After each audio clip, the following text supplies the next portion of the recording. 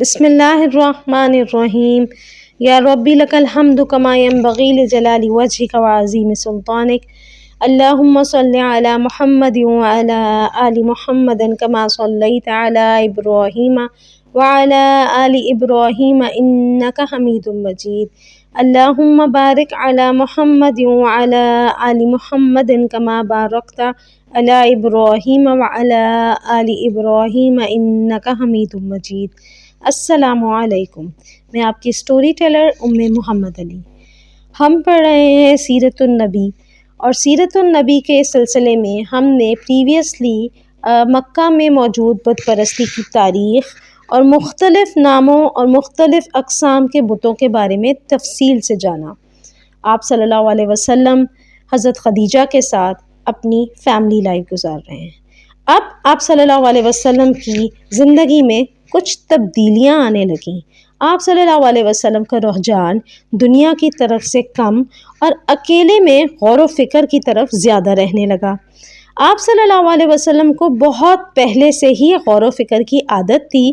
اس کے بارے میں ہم اس وقت بھی پڑھ چکے جب غلام میسرہ، حضرت خدیجہ کے غلام میسرہ نے نستورہ راہب کو آپ صلی اللہ علیہ وسلم کی خصوصیات بتائی تھیں، تو اس میں اس بات کا ذکر کیا تھا کہ ان سب کے باوجود یہ کسی غور اور فکر کی کیفیت میں موجود ہیں کہ جیسے کسی چیز پہ غور کر رہے ہوں۔ آپ صلی اللہ علیہ وسلم نے، کیونکہ حضرت خدیجہ رضی اللہ تعالیٰ عنہ کے پاس بہت مال و دولت تھی، اس لیے آپ صلی اللہ علیہ وسلم کو فکر معاش بہت زیادہ نہیں تھی۔ کچھ عرصے سے آپ صلی اللہ علیہ وسلم نے ایک نیا ان کا رجحان بنا۔ وہ اپنے ساتھ کچھ روز کا کھانا لیتے اور مکہ سے تقریباً 5 کلومیٹر دور مشرق ایسٹ میں واقع ایک اونچے پہاڑ کی غار میں چلے جاتے۔ اس غار کو غار حرا کہا جاتا ہے، اور وہاں چلے جاتے، کئی دن رہتے، غور و فکر کرتے اور اس غار میں کئی دن اور راتیں گزارتے۔ اپنے ساتھ کھانے کے لیے خشک کھجوریں، ستو اور پانی اور دودھ لے جاتے۔ کچھ دن کے لیے واپس گھر آتے اور پھر دوبارہ اسی غار میں چلے جاتے۔ یہ وہی جبل نور کا پہاڑ ہے اور اس غار کا نام غار حرا ہے۔ آپ صلی اللہ علیہ وسلم اپنے قدموں چل کر اس خوش نصیب مقام پر خود جانا شروع ہو گئے۔ اب آپ صلی اللہ علیہ وسلم کی عمر 40 سال ہے۔ غور و فکر کے اس دور میں آپ صلی اللہ علیہ وسلم مکہ کے سب سے ایماندار، سب سے سچے انسان کے طور پر جانے جاتے ہیں۔ آپ کے اصلی نام کی بجائے لوگ آپ کو صادق، سچا یا امین، ایماندار کہہ کر پکارتے ہیں۔ مکہ کے رہنے والے تمام لوگ اپنے اس ہونہار اور منفرد اور سب سے الگ تھلگ اعلیٰ اخلاق والے بیٹے پر فخر کرتے ہیں۔ لوگ اس کے چہرے کا واسطہ دے کر بارش کی دعائیں مانگتے تھے۔ ہر کوئی رسول اللہ صلی اللہ علیہ وسلم سے ملنا پسند کرتا۔ مکہ کے لوگ رسول اللہ صلی اللہ علیہ وسلم کی عقل مندی کو بہت مانتے تھے۔ حسب نسب یعنی باپ دادا بھی اعلیٰ تھے۔ تجارت میں ان کا ایک اپنا اعلیٰ مقام تھا۔ عرب کا بڑے سے بڑا سردار ان کی اعلیٰ خوبیوں کو مانتا تھا۔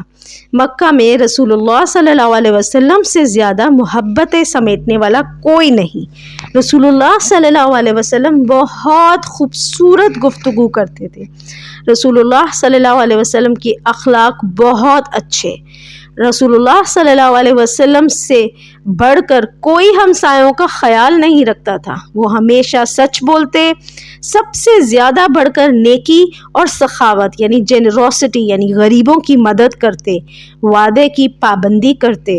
رسول اللہ صلی اللہ علیہ وسلم کمزور اور بوڑھے لوگوں کی مدد کرتے، بیماروں کا خیال رکھتے، مہمانوں کو عزت دیتے اور ان کا خوب خیال رکھتے، اور اگر کوئی مشکل میں نظر آ جائے تو اس کی ہر ممکن مدد کرتے۔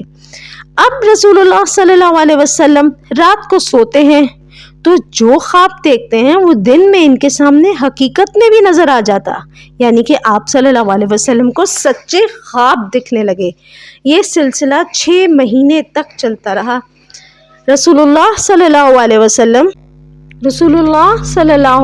وسلم رمضان کا مہینہ غار حرا میں ہی گزارا کرتے تھے۔ اس سال بھی ایسا ہی ہوا۔ پیر کے دن 21 رمضان مبارک کو رسول اللہ صلی اللہ علیہ وسلم 21 یا 27 روایات کے مطابق کہیں 27 رمضان المبارک اور کہیں 21 رمضان المبارک کو رسول اللہ صلی اللہ علیہ وسلم غار حرا میں موجود ہیں۔ ایک فرشتہ آیا، اس نے رسول اللہ صلی اللہ علیہ وسلم کو آواز دی۔ آپ صلی اللہ علیہ وسلم نے غار میں ادھر ادھر دیکھا مگر وہاں رسول اللہ صلی اللہ علیہ وسلم کو اپنے سوا کوئی اور نظر نہیں آیا۔ فرشتہ سبز رنگ کے ریشم پر سنہری حروف سے لکھی ہوئی سورہ علق کی پہلی 5 آیات لایا ہے۔ اس نے رسول اللہ صلی اللہ علیہ وسلم سے کہا، پڑھیے۔ رسول اللہ صلی اللہ علیہ وسلم نے جواب دیا، میں پڑھنے والا نہیں ہوں۔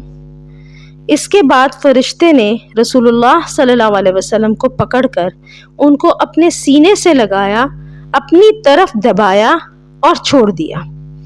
پھر سے کہا، اقرا، پڑھیے۔ رسول اللہ صلی اللہ علیہ وسلم نے دوبارہ جواب دیا، میں پڑھنے والا نہیں ہوں، کیونکہ آپ صلی اللہ علیہ وسلم نے بچپن سے لے کے اب تک کسی استاد سے، کسی شخص سے کہیں پہ بھی کچھ بھی پڑھنا لکھنا نہیں سیکھا تھا۔ آپ صلی اللہ علیہ وسلم نے دوبارہ جواب دیا کہ میں پڑھنے والا نہیں ہوں۔ فرشتے نے ایک بار پھر رسول اللہ صلی اللہ علیہ وسلم کو اپنے سینے سے لگایا، پہلے کی نسبت زیادہ زور سے دبایا، یا کہا جائے کہ بھینچا، اپنے سینے کی طرف بھینچا، اور پھر کہا، اقرا بسم ربک الذی خلق، کہ پڑھیے اپنے رب کے نام سے۔ رسول اللہ صلی اللہ علیہ وسلم نے اس بار جواب دیا، کیا پڑھوں؟ فرشتہ بولا، اقرا بسم ربک الذی خلق، خلق الانسان من علق، اقرا وربک الاکرم، الذی علم بالقلم، علم الانسان ما لم یعلم۔ یہ پہلی وحی، سورہ علق کی پہلی 5 آیات۔ اس کا ترجمہ، پڑھیے اپنے رب کے پاک نام سے جس نے پیدا کیا ہے، اس نے انسان کو جمے ہوئے خون سے بنایا ہے۔ پڑھیے، آپ کا رب تو بڑا ہی کریم ہے، جس نے قلم کے ذریعے علم عطا کیا اور انسان کو وہ کچھ سکھایا جو وہ نہیں جانتا تھا۔ رسول اللہ صلی اللہ علیہ وسلم نے فرشتے کے ساتھ ان آیات کی تلاوت کی۔ یہ پہلا پیغام ہے جو اللہ کریم نے اپنے آخری نبی حضرت محمد صلی اللہ علیہ وسلم کی طرف بھیجا ہے۔ اللہ کے کلام کا اثر ہے۔ رسول اللہ صلی اللہ علیہ وسلم نے شدید گھبراہٹ محسوس کی۔ رسول اللہ صلی اللہ علیہ وسلم کے دل کو اللہ کے کلام کے لیے تیار کیا جا رہا تھا۔ اس کے باوجود اللہ کے کلام کی ہیبت، فرائٹ اپنی جگہ موجود تھی۔ آپ صلی اللہ علیہ وسلم گھبرا کر کانپتے ہوئے غار سے نکلے اور اپنے گھر کی طرف آ گئے۔ سیدہ خدیجہ رضی اللہ تعالی عنہ بیان کرتی ہیں، رسول اللہ صلی اللہ علیہ وسلم گھر پہنچے تو آپ کا رنگ زرد تھا، آپ بہت تھکے ہوئے نظر آ رہے تھے۔ رسول اللہ صلی اللہ علیہ وسلم دیوار کا سہارا لے کر چھوٹے چھوٹے قدموں سے میری طرف آئے۔ میں نے رسول اللہ صلی اللہ علیہ وسلم کو اس حال میں دیکھا تو آگے بڑھ کر آپ صلی اللہ علیہ وسلم کا ہاتھ پکڑ لیا اور پوچھا، آپ صلی اللہ علیہ وسلم کے ساتھ کیا واقعہ ہوا ہے اور آپ اتنے تھکے ہوئے کیوں ہیں؟ رسول اللہ صلی اللہ علیہ وسلم مجھے کہنے لگے، زملونی زملونی، مجھے چادر اڑاؤ، مجھے چادر اڑاؤ، یا مجھے کمبل اڑاؤ، مجھے کمبل اڑاؤ، اور کور می کور می۔ حضرت خدیجہ فرماتی ہیں کہ میں نے رسول اللہ صلی اللہ علیہ وسلم کے جسم پر چادر اڑا دی۔ رسول اللہ صلی اللہ علیہ وسلم کی طبیعت پر اللہ تعالیٰ کے کلام کی وجہ سے ہیبت طاری تھی، طبیعت بے قرار تھی۔ فرشتے کو غار حرا میں دیکھنا، اللہ کریم کا پیغام وصول کرنا آسان نہ تھا۔ جب رسول اللہ صلی اللہ علیہ وسلم نے سکون محسوس کیا، اپنی طبیعت کو بہتر پایا، تو پھر مجھے پورا واقعہ سنایا۔ سوچنے کی بات یہ ہے کہ یہاں حضرت خدیجہ کا کس قدر خوبصورت کردار ہے۔ اگر کوئی عام عورت ہوتی، بے عقل بے سمجھ ہوتی، تو وہ تو ہاتھ پیر دھو کے پیچھے ہی پڑ جاتی، پہلے مجھے بتائیں پہلے مجھے بتائیں آپ کو کیا ہوا ہے، مجھے تو پریشانی ہو رہی ہے، آپ مجھے بتائیں گے نہیں تو مجھے کچھ ہو جائے گا۔ یہ ایک عورت، جلد باز عورتوں کی فطرت کے اندر یہ چیزیں آتی ہیں۔ یہاں حضرت خدیجہ نے کس قدر تحمل، صبر، کس قدر دور اندیشی اور بردبار طریقے سے آپ صلی اللہ علیہ وسلم کو سنبھالا، ان کو پراپر ان کے کہنے پہ، ان کے انسٹرکشنز کو فالو کیا، ان کو کور کر دیا، ان کو تنہائی کا موقع دیا کہ وہ اپنی طبیعت کو سنبھال پائیں۔ جب انہوں نے اپنی طبیعت کو سنبھلتے ہوئے دیکھا تو سب سے پہلے اپنے دل کا حال لے کر اپنی پیاری بیوی حضرت خدیجہ کے پاس ہی آئے۔ کیا شان اللہ تعالیٰ کی کہ اللہ تعالیٰ نے اپنے پیارے محبوب کے لیے کس قدر خوبیوں والی بیوی چنی، اور کس قدر خوبصورت اور معتبر شخصیت حضرت خدیجہ ہماری ام المؤمنین ہے۔ آپ صلی اللہ علیہ وسلم نے جب سکون محسوس کیا تو حضرت خدیجہ سے کہا کہ غار میں مجھے کوئی نظر آیا، جب وہ چلا گیا تو میری ٹانگیں کانپ رہی تھیں، میرے لیے کھڑا ہونا مشکل تھا۔ میں زمین پر بیٹھ گیا اور کچھ دیر بعد پھر کھڑا ہوا۔ میں غار سے باہر آیا اور گھر کی طرف چل پڑا۔ میرے کندھوں میں ابھی بھی تکلیف تھی، میں نے ابھی گھر کا آدھا راستہ ہی طے کیا تھا کہ مجھے آواز سنائی دی، محمد صلی اللہ علیہ وسلم، آپ اللہ کے رسول ہیں اور میں جبرائیل ہوں۔ یہ آواز آسمان سے آ رہی تھی۔ میں نے اوپر دیکھا تو ایک شخص جس کے رخسار انسانوں کی طرح تھے آسمان کی وسعتوں میں کھڑا ہے۔ میں کچھ دیر کھڑا اسے دیکھتا رہا، مجھ میں چلنے کی ہمت نہیں تھی۔ میں نے جب بھی نظر اٹھا کر آسمان کی طرف دیکھا وہ موجود تھا۔ میں نے جس بھی ڈائریکشن، جس بھی طرف دیکھا مجھے وہ نظر آیا۔ میری تھکن اور بڑھ گئی۔ میں بہت مشکل سے گھر پہنچا۔ میں اپنے لیے ڈر محسوس کرتا ہوں۔ حضرت سیدہ خدیجہ رضی اللہ تعالیٰ عنہ فرماتی ہیں، میں نے ان سے عرض کیا آپ اپنے لیے ڈر محسوس نہ کریں، اللہ کریم آپ کو کبھی رسوا نہیں کرے گا، اللہ آپ کو کبھی لیٹ ڈاؤن نہیں کرے گا، کیونکہ آپ رشتہ داروں سے بہترین سلوک کرتے ہیں، کمزوروں کا بوجھ اٹھاتے ہیں، غریبوں اور محتاجوں کی مدد کرتے ہیں، مسافروں اور کی مہمان نوازی بہترین طریقے سے کرتے ہیں۔ اگر کسی پر مصیبت یا کوئی ڈیفیکلٹی آ جائے تو آپ اس کا بہترین طریقے سے ساتھ دیتے ہیں۔ آپ اپنے کھانے پانے کی چیزوں میں ایمانداری سے روزی کماتے ہیں، لوگوں کو سیدھا راستہ دکھاتے ہیں، یتیموں کو سہارا دیتے ہیں، ان کو سپورٹ کرتے ہیں، سچ بولتے ہیں، دھوکہ نہیں دیتے، امانتوں پر قبضہ نہیں کرتے۔ جس انسان میں یہ اتنی زیادہ خوبیاں ہوں، اللہ کریم اس کی عزت کی خود حفاظت کرتا ہے۔ اللہ تعالیٰ آپ کی آنر اور رسپیکٹ کو ختم نہیں ہونے دیں گے، آپ بالکل نہ گھبرائیں۔ سیدہ خدیجہ رضی اللہ تعالیٰ عنہ کو رسول اللہ صلی اللہ علیہ وسلم کے ساتھ زندگی گزارتے ہوئے اب 15 برس بیت چکے ہیں۔ 15 سالہ شادی شدہ زندگی گزارنے کے بعد اب تک وہ رسول اللہ صلی اللہ علیہ وسلم سے پوری طرح واقف ہیں۔ رسول اللہ صلی اللہ علیہ وسلم کی زندگی کا کوئی ایسپیکٹ، کوئی پہلو سیدہ خدیجہ رضی اللہ تعالیٰ عنہ سے چھپا ہوا نہیں ہے۔ بنی اسد قبیلہ میں ایک بڑے عالم ہیں جنہیں الہامی کتابوں پر عبور حاصل ہے۔ یہ عیسائی مذہب اختیار کر چکے ہیں اور یہ حضرت خدیجہ کے کزن تھے۔ ان کا نام ورقہ بن نوفل بن اسد ہے۔ ورقہ اس وقت تک بہت بوڑھے ہو چکے اور نابینا بھی تھے۔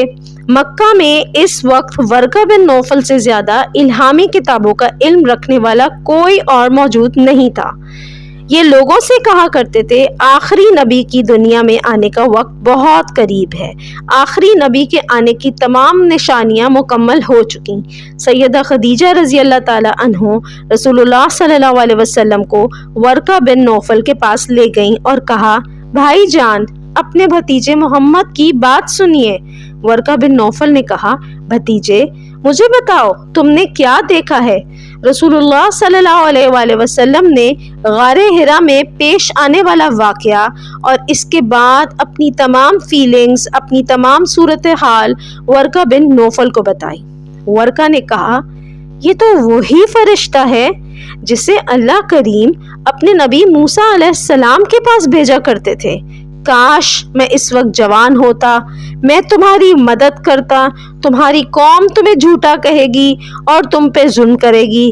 کاش میں تمہاری مدد کرنے کے لیے اس وقت تک زندہ رہوں جب تمہاری قوم تمہیں مکہ سے نکال دے گی۔ خدا کی قسم جس کے قبضہ میں ورقہ کی جان ہے، تم اس امت کے نبی ہو۔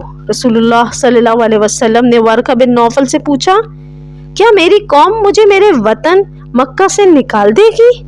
ورقہ کہنے لگے، ہاں میرے بھتیجے، جب بھی کوئی انسان اس طرح کا پیغام لایا جیسا تم لائے ہو، اس سے دشمنی ہی کی گئی۔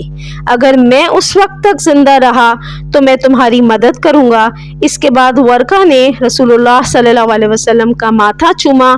ورقہ بن نوفل کی باتیں سن کر رسول اللہ صلی اللہ علیہ وسلم کو سکون آ گیا اور سیدہ خدیجہ رضی اللہ تعالیٰ عنہ کو لے کر رسول اللہ واپس گھر تشریف لے آئے۔ یہ تھا آپ صلی اللہ علیہ وسلم کی پہلی وحی کا واقعہ۔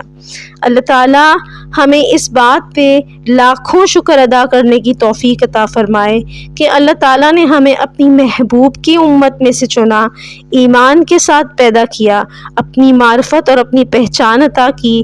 اللہ تعالیٰ ہمارے دلوں کو ہمارے پیارے نبی صلی اللہ علیہ وسلم کی محبت سے بھر دے اور ہم دل و جان سے ان پہ درود پڑھیں، ان کے کہوں پہ، ان کے بتائے ہوئے طریقوں پر عمل کر سکیں۔